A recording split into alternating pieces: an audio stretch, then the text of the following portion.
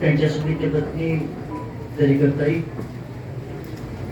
माजी उपसचिव पक्षाधिकारी आदरणीय डी.बी. बोराडे साहेब, त्याचप्रमाणे आता ज्यांनी आपले विचार या ठिकाणी व्यक्त केले ते काशीद सर, आणि मुद्दाम उल्लेख केला पाहिजे तुमचं निवेदन करणाऱ्या ताईंचं प्रज्ञाताई. कसं मला काही कळत नाही की आईवडिलांना कळतं कसं की आपल्या मुलाचं नाव असं ठेवावं की पुढे आयुष्यात भविष्यामध्ये सुद्धा ते त्या नावाचं चीज करतील. प्रज्ञा याचा अर्थ बुद्धी सामर्थ्य, आणि ती बौद्धिक पातळी तुमची आहे.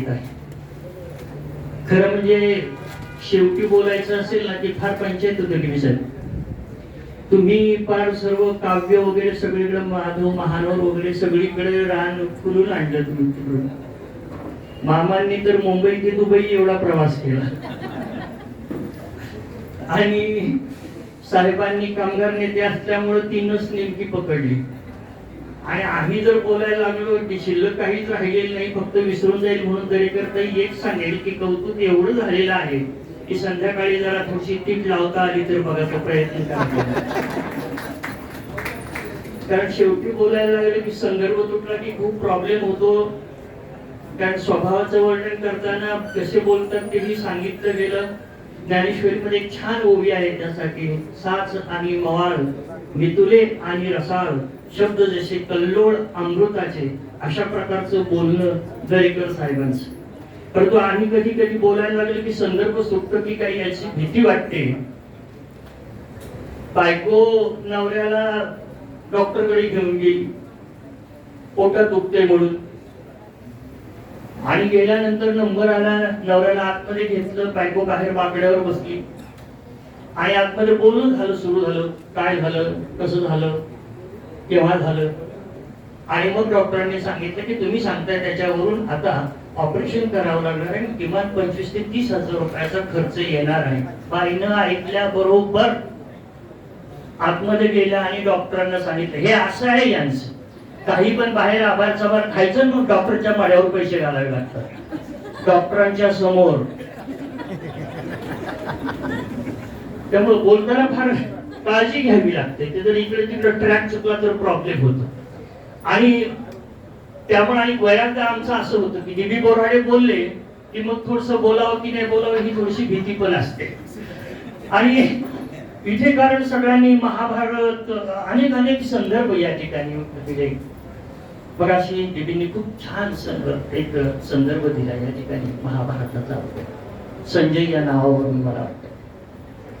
आणि खरं आहे ते, एवढ्या वर्षापूर्वी, काही हजारो वर्षापूर्वीची भगवद्गीता 700 श्लोकांची व्यासांनी लिहिली, परंतु अग्रक्रमाचा मान मात्र संजय या नावाला दिला.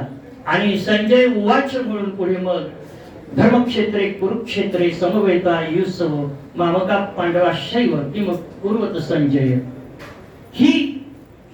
हा पहिला श्लोक. आता मी फारसं बोलणार नाही कारण मला माहिती आहे नेमकं कीर्तनकाराच्या सगळे लोक गेल्यानंतरही कीर्तनकाराचं ते कीर्तन ऐकायला फक्त 4च लोक थांबले होते. तेव्हा कीर्तनकाराला खूप भरून आलं की एवढा सारा गाव लोटला, परंतु सगळा गाव निघून गेला, परंतु तुम्ही मात्र एवढे सगळेजण इथे थांबला. तेवढं नेमकं एवढं आवडलं माझं कीर्तन. नाही म्हणे आम्ही या तेवढं झोपायला असतो. गंमत ही आहे. त्यामुळे नेमकं तुमची अवस्था काय आहे हे काही मला माहिती नाही, परंतु सर्वांनी कामाचा उल्लेख केला. खरं सांगू, संजय साहेब जरी त्यांच्या बेस्टमध्ये नोकरी करत असते तरी या भटवाडीमध्ये, पाचशेवाडीमध्ये, असरकामध्ये, या सगळ्या ठिकाणी वल्लभनगरमध्ये ज्या वेळी कुठे ट्रॅफिकची समस्या निर्माण झाली कीर्तन प्रवचनाच्या कार्यक्रमाच्या वेळेस, संजय साहेबांनी कधीही निमंत्रणाची फोनची वाट पाहिली नाही.